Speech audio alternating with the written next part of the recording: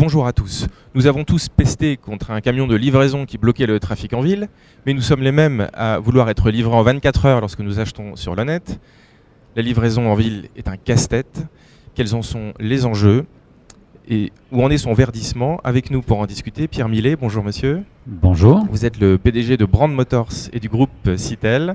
Vous produisez un véhicule de livraison électrique made in France, s'il vous plaît. Tout à fait. Avec nous également Bernard Favre. Bonjour monsieur. Bonjour. Vous êtes le responsable du programme Système de transport du pôle LUTB. Alors LUTB, ça signifie Lyon Urban Truck and Bus. Donc c'est le pôle de compétitivité voilà. Des transports collectifs de personnes et de marchandises en milieu urbain. Ça, très bien. Alors monsieur Favre, pour vous, quels sont les enjeux de cette logistique urbaine? Alors peut-être deux chiffres pour commencer. Un habitant en ville génère à peu près 20 tonnes de livraison ou d'enlèvement par an. Et d'autre part, un emploi, c'est un enlèvement ou une livraison par semaine. Donc ce sont deux chiffres qui permettent de fixer l'enjeu de la logistique urbaine dans un contexte où les politiques publiques jusqu'à présent ne se sont pas vraiment préoccupées de valoriser cette activité qui pourtant pèse très lourd en termes de CO2, en termes de pollution, mais aussi en termes de besoins pour l'économie de la ville. De ce point de vue, nous travaillons notamment dans l'UTB pour développer trois piliers pour développer donc la logistique urbaine que sont les véhicules, l'action sur les infrastructures, et également l'action sur les services associés à l'organisation de la logistique urbaine. Qu'appelle-t-on infrastructure exactement? J'imagine qu'il y a les routes évidemment, mais c'est peut-être pas seulement ça. Alors effectivement, les infrastructures sont d'abord les supports physiques qui permettent de faire rouler des véhicules, soit des véhicules routiers, soit des véhicules ferroviaires ou éventuellement des voies navigables.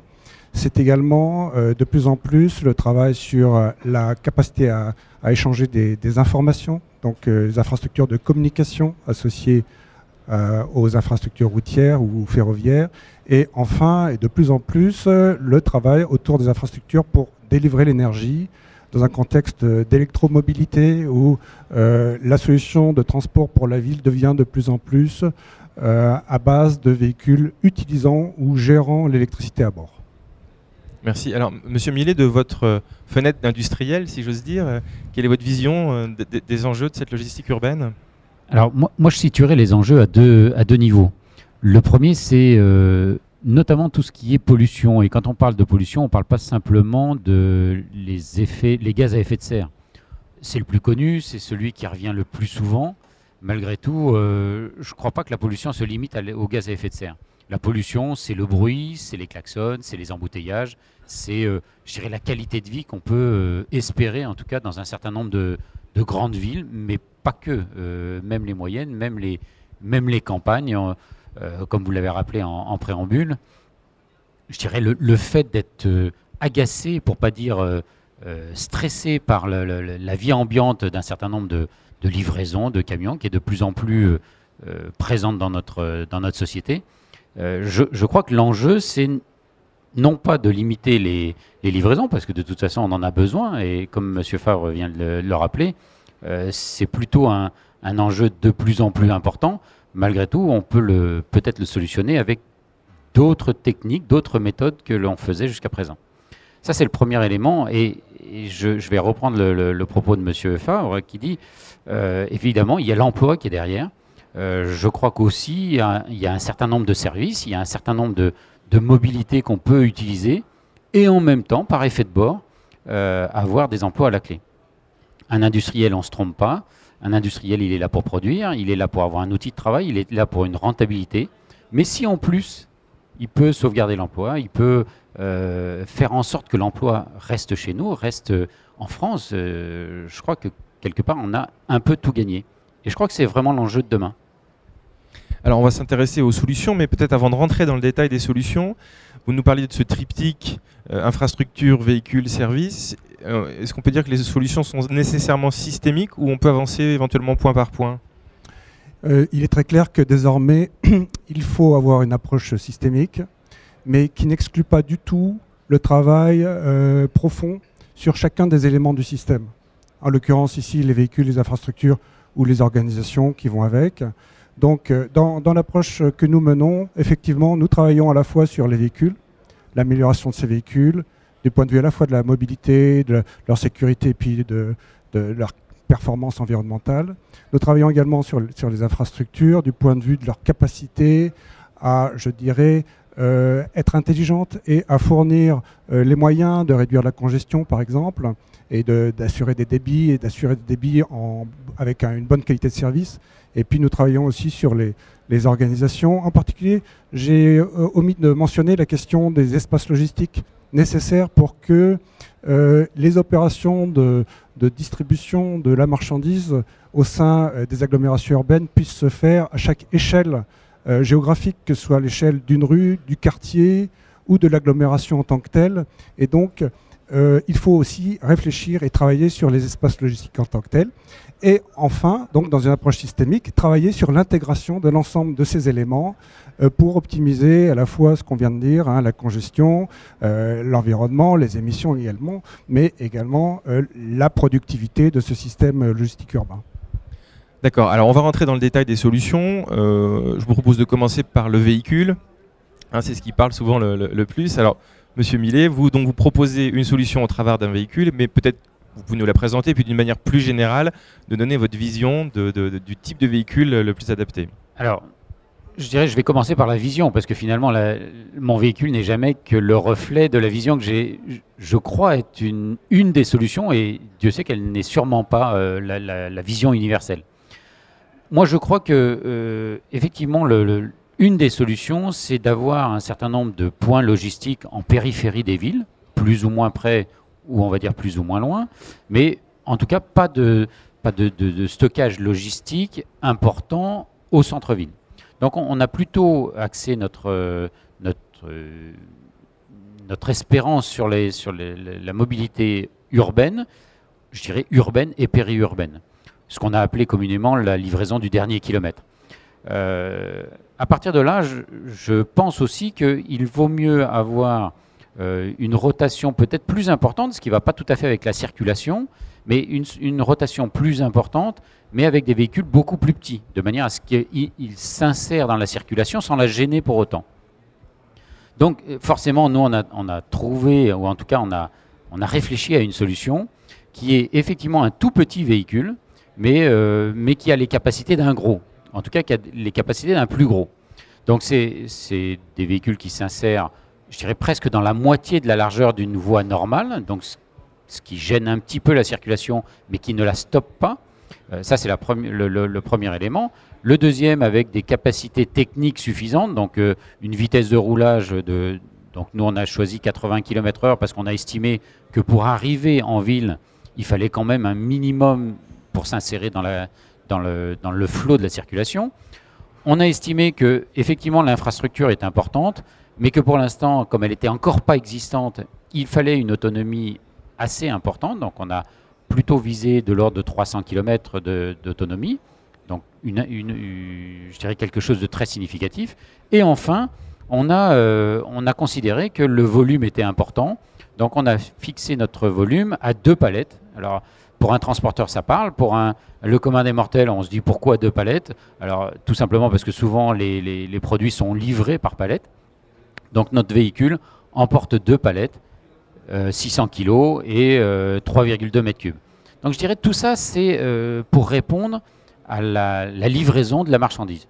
Et je dirais, il y a, comme tout bon pâtissier, une cerise sur le gâteau. On a une modularité sur notre véhicule. C'est-à-dire qu'on vend, comme les gros camions, un châssis cabine et on a un dérivé, une caisse qui est à l'arrière et qui se pose et qui s'enlève instantanément, comme on poserait une palette sur un quai. Pourquoi ça a du sens? D'abord parce que ça permet de faire tourner le véhicule beaucoup plus souvent. Quand il arrive à l'entrepôt, on lui pose sa marchandise immédiatement et il repart. On n'a pas de temps d'arrêt pour le chargement, on peut tout préparer, toutes les marchandises à livrer en temps masqué. Donc ça nous paraît extrêmement important d'avoir cette modularité et justement, pour la rentabilité de chacune des entreprises de livraison notamment, de faire tourner le plus possible les véhicules. Et en même temps, ça permet de livrer dans des temps relativement courts et voire même de rendre propriétaire pour chacune des entreprises, livré ou livreur, le contenu et le contenant. Donc voilà en quoi nous on a essayé de répondre à une mobilité à une partie en tout cas de la problématique de la livraison urbaine. Et on pense que c'est en tout cas une des pierres de l'édifice pour répondre à l'agacement qu'on peut avoir dans la congestion urbaine. Alors, juste avant d'avoir le point de vue, Monsieur Favre, une petite question. Pourquoi avoir choisi, vous avez décidé de construire un véhicule électrique, pourquoi avoir choisi de vous focaliser sur la logistique urbaine et pas sur un véhicule de transport de personnes, par exemple, comme le font beaucoup de vos concurrents? Alors, pour deux raisons. La première, c'est que, comme je vous l'ai rappelé tout à l'heure, un industriel, il a l'obligation de faire un produit, d'avoir un outil, mais aussi d'avoir une rentabilité. Et pour le coup, j'ai la faiblesse de penser que le particulier est prêt techniquement, intellectuellement à acheter des véhicules électriques, mais il manque ce tout petit rien qui fait qu'il va réellement l'acheter. Alors qu'un professionnel a une démarche beaucoup plus logique, entre guillemets, puisque lui, ce qui l'intéresse, c'est la rentabilité, c'est l'utilisation, c'est la communication. Donc il est capable de regarder sur la globalité de son utilisation si effectivement le véhicule va être rentable ou pas. Or, beaucoup d'études, pour ne pas dire la totalité des études, vous montreront que sur un délai suffisant, on parle de 4 à 5 ans, les véhicules électriques dans une utilisation urbaine sont toujours moins chers qu'un véhicule thermique. Et puis peut-être aussi un effet pionnier, non, Monsieur Favre, le fait de voir régulièrement des véhicules électriques en ville qui, eux, ont donc un retour sur investissement facile à calculer. Est-ce que ça peut pousser le grand public à y aller? Puis après, on verra votre point de vue sur l'utilisation de petits véhicules en ville, puisque ça m'intéresse d'avoir le point de vue du pôle là-dessus.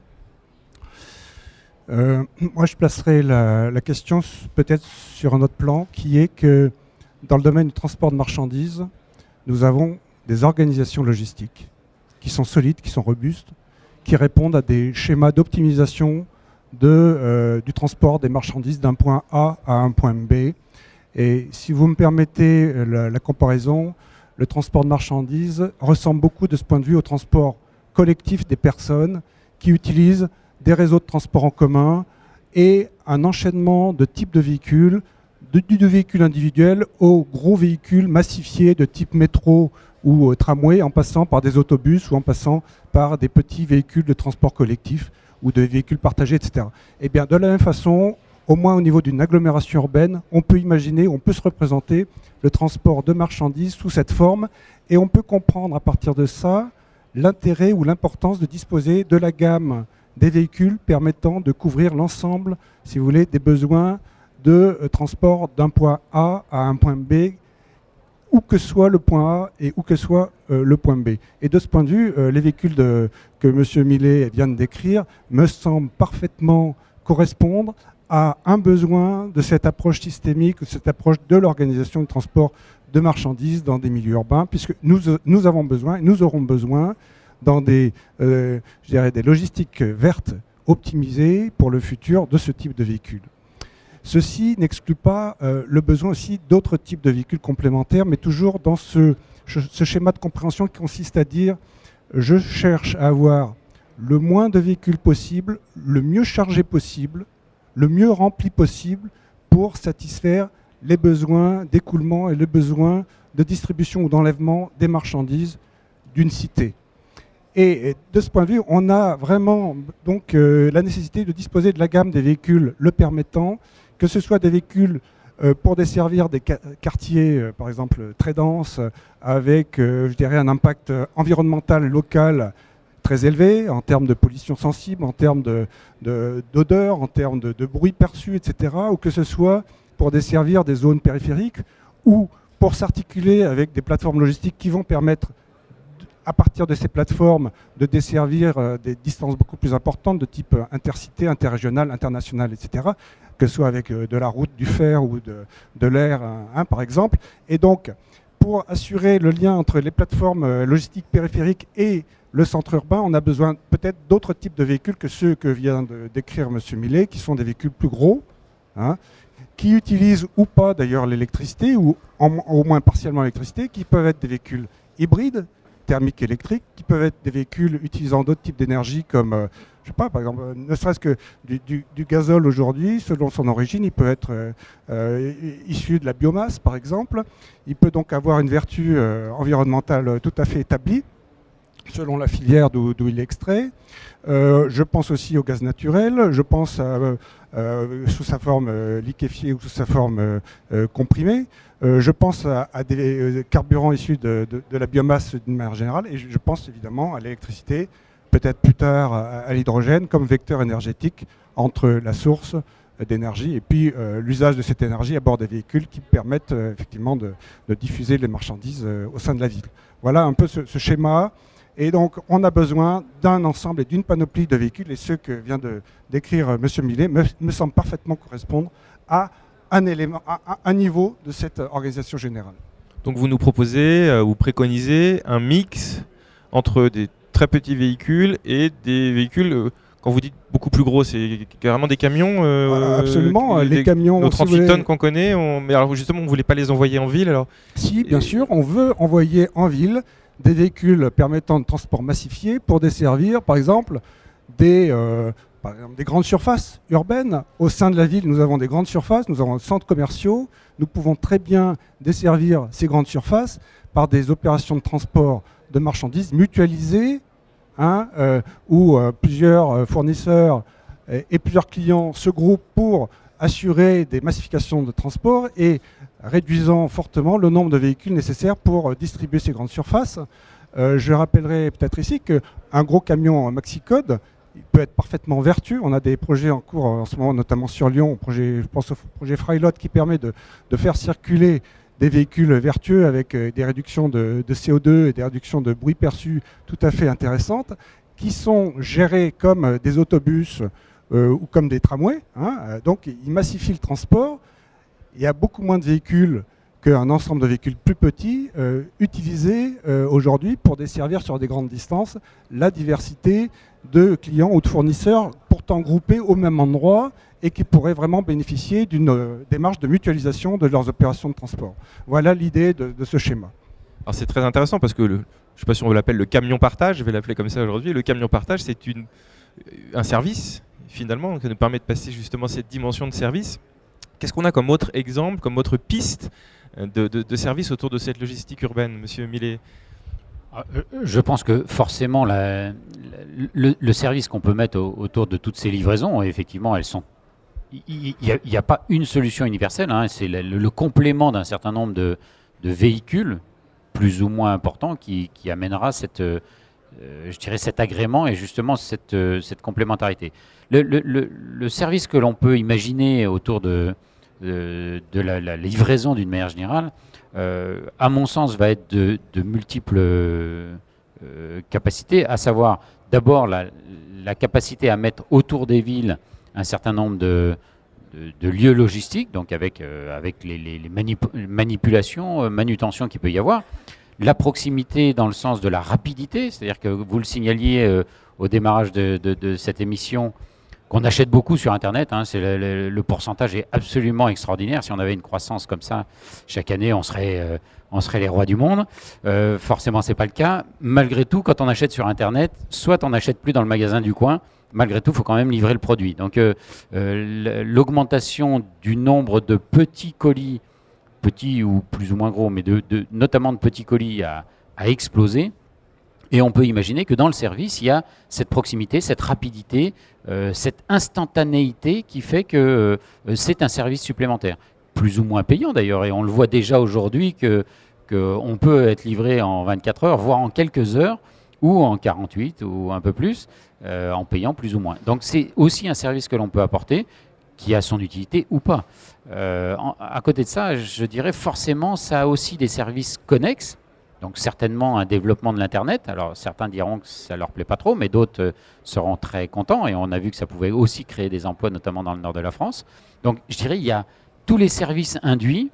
Il est clair qu'on n'accepterait pas aujourd'hui d'acheter sur Internet ou même d'acheter dans son magasin en bas de chez soi et de recevoir le produit 2 mois, 3 mois, 4 mois plus tard. C'est des choses qu'on n'accepte plus. Pourquoi? C'est la société qui veut ça. Mais du coup, forcément, ça induit un certain nombre d'emplois. Et une partie de la chaîne peut être bénéfique de l'autre côté, complètement de la chaîne, presque de l'autre côté de la France. Et est-ce qu'on parle également de besoins de services intrinsèquement liés à la démarche logistique? Je pense par exemple à des outils de prévision, des outils de système d'information. Monsieur Favre, est-ce que vous travaillez là-dessus au pôle? Oui, on travaille vraiment sur une approche que je qualifierais de multi-acteurs, parce qu'en fait, on est confronté à un double axe, l'axe de la logistique en tant que tel, avec les acteurs de la logistique, les clients et fournisseurs de cette chaîne, et qui passent par les véhicules et les conducteurs, mais aussi les sociétés de transport qui assurent cette logistique, et donc tous les logisticiens, mais aussi un deuxième axe qui est celui de la gestion de la cité, de la gestion de la ville, avec les politiques publiques pour assurer la meilleure circulation possible et la meilleure qualité de vie possible de la cité. Et donc, je dirais que nous développons, au moins dans l'UTB, une démarche multi-acteurs où, avec des processus de type de gouvernance commune, permettant de gérer en commun des données pour qualifier, pour décrire à la fois les paramètres de la logistique, mais aussi les paramètres de la cité. Par exemple, la question sur les prévisions de trafic, la question sur l'existence ou pas de zones d'accès limité pour interdites à tel type de véhicule, ou bien protégées pour des raisons d'acoustique ou des raisons de qualité de l'air, etc.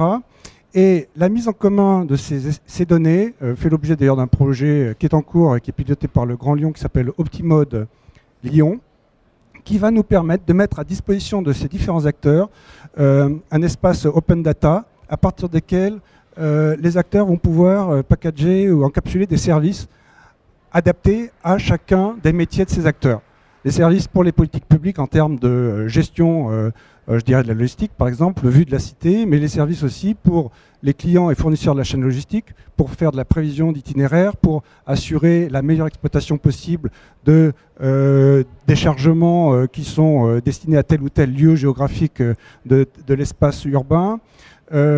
Et aussi des services aussi, ce sur quoi moi je suis particulièrement sensibilisé, pour le conducteur, le chauffeur-livreur, qui a un métier extrêmement difficile et dont on va chercher à qui on va chercher à fournir des éléments d'aide à la conduite, d'aide à la planification, d'aide à la gestion de ces tournées. Voilà un ensemble de services qui sont tout à fait utiles et qui permettront réellement d'obtenir des optimisations générales, à la fois sur le plan de la congestion, sur le plan des émissions et sur le plan finalement de l'impact environnemental de ces opérations logistiques sur les riverains, sur les autres usagers de la route, etc. Hein. Et ça illustre aussi le besoin d'intégration dont vous parliez au début entre les trois éléments fondamentaux. Alors, où en est le marché, Monsieur Millet? Et éventuellement, est-ce que vous auriez une idée de l'échéance à laquelle on va commencer à le voir décoller, ce marché de la logistique urbaine plus verte? Alors, je dirais que c'est probablement la question la plus compliquée de l'interview. Où en est le marché? Où en est le marché que j'aimerais bien? Où en est réellement le marché?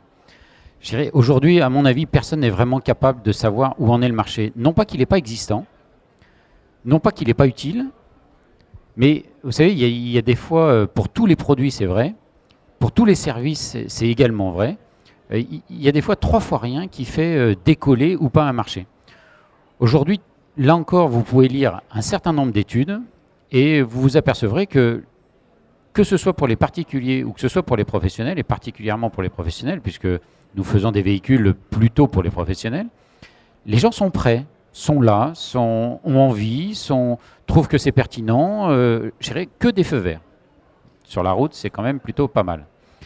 Malgré tout, on s'aperçoit bien dans les chiffres, dans la réalité de l'économie, que soit ça augmente de manière très très significative chaque année, mais on ne peut pas dire qu'il y a une explosion du marché. Ou en tout cas pas encore. Alors évidemment, vous allez me dire, pour exploser, il faut commencer petit, puis multiplier, puis multiplier, puis multiplier. Aujourd'hui, c'est quand même ce que l'on s'aperçoit, c'est que de plus en plus de demandes sont importantes. Nous, on a fait le lancement de notre véhicule au Mondial de l'automobile il y a à peu près un mois. On a déjà plus de 2000 demandes, 2000 véhicules en demande de prix, ce qui est très intéressant. En un mois, avoir des demandes de prix à hauteur de 2000 véhicules, c'est intéressant. Ce que je ne suis pas capable de vous dire aujourd'hui, est-ce que notre succès sera à hauteur de 1%, 10% ou 90%. Je ne sais pas. Donc c'est relativement compliqué à dire. Je pense malgré tout qu'on a tous les facteurs aujourd'hui pour pouvoir réussir. On a les outils, on a les produits, on a une vraie volonté. Donc ce sont quand même les grandes dominantes du marché. Il reste ce petit rien qui fait que ça va basculer ou pas. Et souvent le petit rien se joue par des impulsions qu'on peut donner à droite ou à gauche. D'accord, alors ça c'est la vision remontée terrain, si j'ose dire. Monsieur Favre, est-ce qu'au pôle on a des chiffres sur la France ou peut-être sur d'autres pays qui seraient un peu plus en avance? Est-ce qu'on a une idée de l'ampleur du marché? Aujourd'hui, on a surtout une idée sur les expérimentations en cours, les démonstrations réussies ou moins réussies, d'une démarche de type réellement systémique où les véhicules rentrent bien dans des organisations logistiques. Hein. Mais le véhicule tout seul ne peut pas se déconnecter justement de cette démarche systémique. Hein. Parce qu'un véhicule, je dirais, comme ceux de M. Millet, il est nécessairement plus coûteux qu'un véhicule traditionnel, conventionnel, thermique, etc. Hein, parce qu'il dispose d'un certain nombre de technologies tout à fait avancées, qui sont coûteuses. On sait que les technologies de l'électricité nécessitent évidemment des matériaux et de l'intégration de dispositifs qui, en termes de produits initial, sont plus coûteux, même si ensuite l'usage de ces produits, hein, sur la durée, en termes d'exploitation, est beaucoup plus économique. Et donc, Monsieur Millet respire. Oui. Non, je ne suis pas inquiet. Oui, et donc, en fait, le marché se déclarera sur la base de bilan, hein, finalement, économique. Ça, c'est vu sur l'angle du marché, dans la condition où les conditions limites ne changeraient pas. Or, il nous semble également que le marché devrait être impulsé davantage par des politiques publiques incitatives, par exemple, tendant soit à réglementer, soit, et ça c'est notre préférence, à inciter davantage les bonnes pratiques. Par exemple, à élargir des plages. Aujourd'hui, les camions en ville, ils sont interdits sauf à certaines heures, ils sont interdits sauf à certains endroits, etc., etc. Ce qui est contre-productif par rapport à la nécessité d'alimenter la ville en produits. Hein, d'accord. Demain, si nous levions ces interdictions au bénéfice de véhicules vertueux, hein, comme M. Millet les décrit, permettant l'accès de la ville là où c'est interdit aujourd'hui, soit au niveau géographique, soit au niveau temporel, hein, eh bien ça fournirait d'emblée des conditions, des perspectives d'ouverture de marché tout à fait intéressantes. Et c'est aussi beaucoup là-dessus que nous travaillons dans un espace multi-acteurs, comme je l'ai mentionné tout à l'heure. Donc si on résume, la conjonction d'un environnement réglementaire favorable et l'accès par des professionnels à des produits dont la rentabilité est meilleure ou au moins équivalente des véhicules existants seraient les deux clés du décollement du marché, décollage du marché, pardon. Alors, comme je vous le disais à l'instant, pour moi, il y a aussi d'abord l'aspect un peu psychologique, et comme vient de le rappeler M. Favre, il y a aussi toute une notion de réglementation qui doit être poussée à un moment ou à un autre. Alors, on ne va pas tourner autour du pot. Ceux qui ont la réglementation dans leurs mains, ce ne sont pas les professionnels souvent. Hein. Ils ne font qu'appliquer la réglementation. Clairement, moi je crois que ce petit rien qui permettrait de faire décoller le marché, et je parle encore du véhicule utilitaire, hein, donc du véhicule du professionnel, ce petit rien qui fera décoller le marché, c'est effectivement une politique, alors, je vais dire agressive, ce qui est à l'opposé de l'électrique ou en tout cas des clean tech d'une manière générale, mais une politique agressive, efficace. Je parle volontairement pas du mot volonté, parce que je crois que la volonté y est de tous, aussi bien des professionnels que des institutionnels, mais il arrive un moment où il faut plus que la volonté, il faut l'efficacité. Je prendrai juste un exemple, je suis allé en Chine il n'y a pas très longtemps, la volonté de la Chine, c'est de s'équiper en véhicule électrique. D'accord. Jusque-là, ils ne sont pas mieux ni moins bien que nous. Si ce n'est qu'eux, ils ont décidé de faire 4 millions de véhicules d'ici 3 ans, et je peux vous dire que la volonté a un vrai sens avec l'efficacité. Donc je crois que nous, on a une avance technologique très significative par rapport à ces pays-là, par exemple. on a des idées beaucoup plus pertinentes, et notamment dans l'organisation du transport de marchandises. On a des produits beaucoup plus pertinents que ces pays-là. On a la même volonté, peut-être même encore un peu supérieure, mais on a une vraie volonté. Ce qui manque peut-être aujourd'hui, c'est l'efficacité de la volonté. Donc ça veut dire de la réglementation, ça veut dire effectivement entre l'incitation et l'interdiction. On vit ça tous les jours sur la route, hein, à plein de niveaux. On s'aperçoit que l'incitation et la répression, ou l'incitation et entre guillemets la condamnation, fait que on arrive à faire rentrer toutes les bonnes volontés dans le cadre nécessaire. Je crois qu'aujourd'hui, on a vraiment besoin de l'efficacité de notre volonté. Merci beaucoup. On vous souhaite à tous les deux un lobbying fructueux, puisque c'est de ça qu'il s'agit. Merci à vous également, internautes, de nous avoir suivis. Vous pouvez retrouver nos autres vidéos sur cleantechrepublic.com. Au revoir.